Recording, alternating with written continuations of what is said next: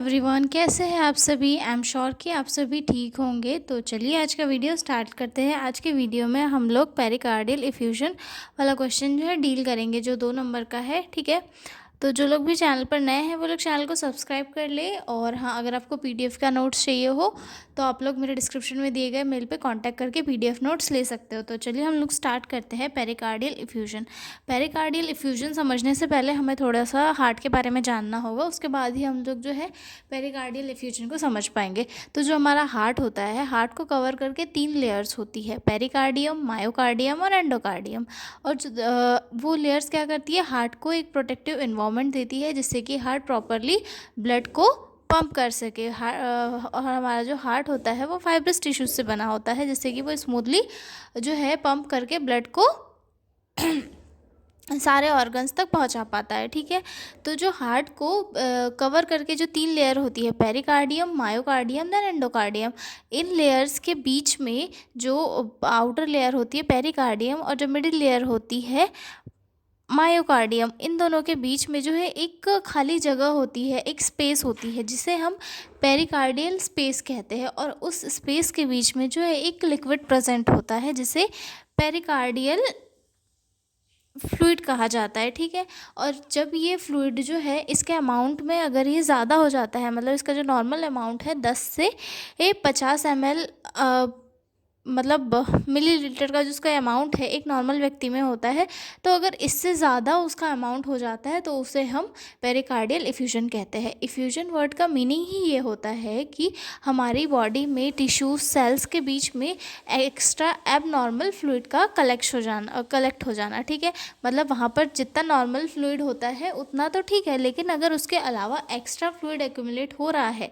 वहाँ पर बन रहा है, तो इसे हम पेरिकार्डियल इफ्यूजन कहते हैं, पेरिकार्डियल नहीं, इफ्यूजन कहते हैं। और जो हार्ट की लेयर के बीच में होता है पेरिकार्डियम और मायोकार्डियम के बीच में, तो उससे जो होता है उसे पेरिकार्डियल इफ्यूजन कहते हैं। ठीक है, तो समझ गए कि हार्ट को कवर करके 3 लेयर होती है, पेरिकार्डियम, मायोकार्डियम और एंडोकार्डियम।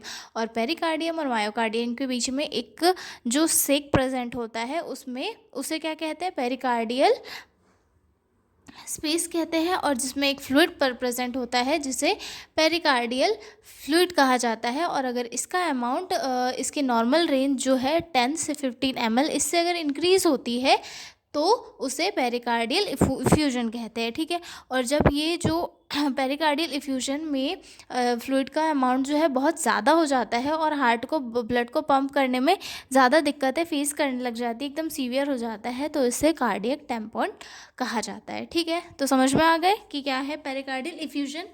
तो इसका इंट्रो देख लेते हैं। Pericardial effusion means extra fluid collect in around the heart, यानी कि पेरिकार्डियल इफ्यूजन दैट मींस कि हमारे हार्ट की जो लेयर्स है उनके बीच में एक्स्ट्रा फ्लूइड का कलेक्ट हो जाना। The heart is covered by thin double layered sac called pericardium. जो हमारा हार्ट है वो डबल लेयर्ड या फिर लेयर से कवर होता है जिसे पेरिकार्डियम कहा जाता है। Normally the amount of fluid is 10 to 15 ml in the pericardial space to help the heart work smoothly. That means कि जो अमाउंट होता है नॉर्मल 10 to 15 ml होता है। क्यों होता है ये अमाउंट? ताकि हमारा जो हार्ट है वो स्मूथली वर्क कर सके। लेकिन in pericardial effusion this fluid increases abnormally, लेकिन पेरिकार्डियल जो केस होता है उसमें ये अमाउंट जो है एबनॉर्मली बढ़ जाता है। It can caused by infection, injury, surgery, cancer और ऑटो इम्यून डिसीज़।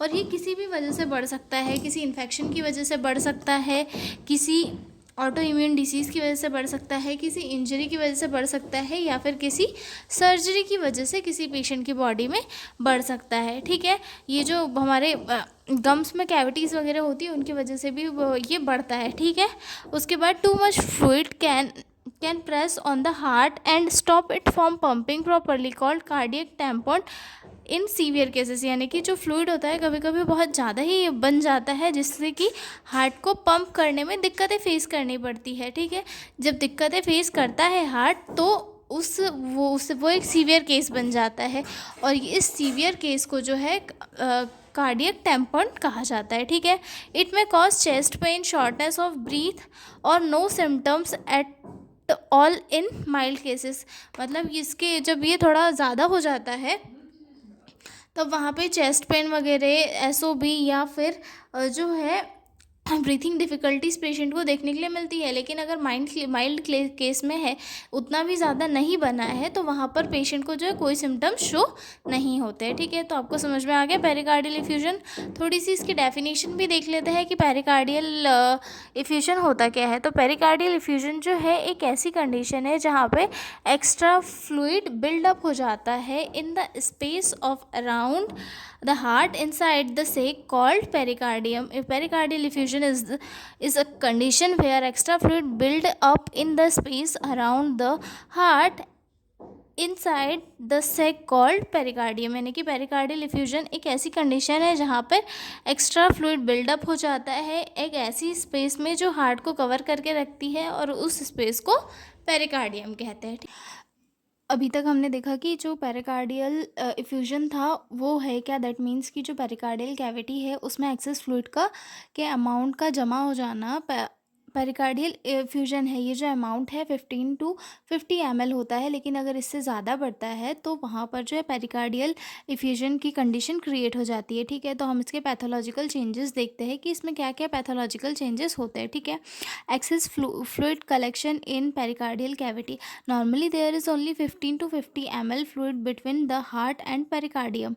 नॉर्मली जो लेवल होता है पेरिकार्डियल फ्लूइड का वो 15 से 50 ml तक होता है, लेकिन जब इससे इंक्रीज़ हो जाता है तो इसे पेरिकार्डियल इफ्यूजन कहा जाता है। ठीक है, और जो फ्लूइड है उसका टाइप उसके रीज़न पे डिपेंड करता है, यानी कि किस किस वजह से वो फ्लूइड बन रहा है। दैट मीन्स कि जो उसका कॉज है, जैसे कि the nature of fluid depends on the cause, मतलब किस कॉज की वजह से वो फ्लूइड बन रहा है उस पर डिपेंड करता है। जैसे कि सीरस फ्लूइड किस वजह से बनता है, ये वाटरी होता है और वायरल इन्फेक्शन में दिखाई देता है। पुरुलेंट फ्लूइड ये पस जैसा होता है और बैक्टीरियल इन्फेक्शन के कारण बनता है।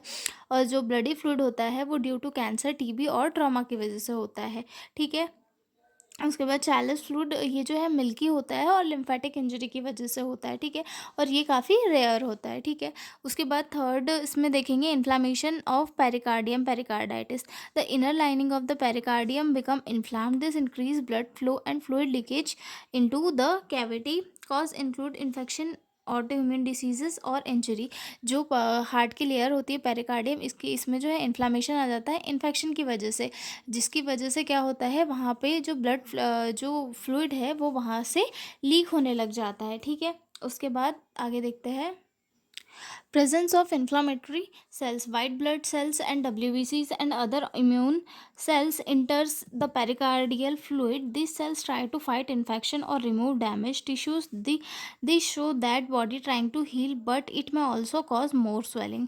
मतलब वहाँ पे जैसे कोई इन्फेक्शन हुआ, इन्फेक्शन की वजह से जो हार्ट की लेयर है उसमें स्वेलिंग आई, स्वेलिंग आने की वजह से क्या हुआ, थोड़ी मोटी हो गई वो, और उसके बाद वहाँ से जो है फ्लूइड ज़्यादा हो गया तो थोड़ा लीक होने लग गया। ठीक है, और लीक होने के बाद में क्या हुआ, वहाँ पे जब इन्फ्लामेशन आई, इन्फेक्शन हुआ, तो हमारी बॉडी की जो WBCs वगैरह है, इम्यून सेल्स होगी, वो पेरिकार्डियल फ्लूइड में एंटर करेगी और वो इन्फेक्शन से इन्फेक्शन को रिमूव करने की कोशिश करेगी, वहाँ पे लड़ने की कोशिश करेगी। लेकिन यहाँ पर जो इन्फेक्शन है अगर वो सीवियर है तो वहाँ पे वो अपने आप हील नहीं हो पाएगा और उसकी वजह से जो है और ज़्यादा स्वेलिंग क्रिएट होगी। ठीक है, उसके बाद अगला पॉइंट आता है thickening of fibrosis in pericardium. मतलब जैसे वहाँ तक भी अगर इन्फेक्शन ठीक नहीं हुआ तो फिर ये क्रोनिक बन जाता है, और क्रोनिक केस में क्या होता है, if the condition continues for a long time the pericardium become thick, stiff और scarred, this called fibrosis, it reduce flexibility of the pericardium.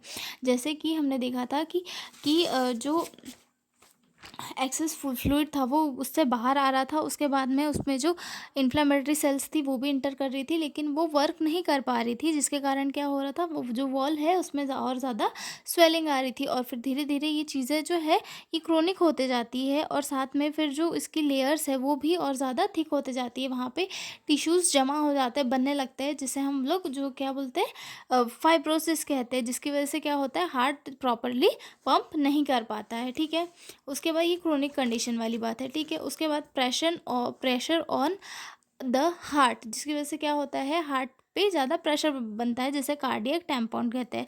When fluid up quickly और in large amount it compress the heart cannot expand and fill with blood properly, this condition called cardiac tamponade, a medical emergency।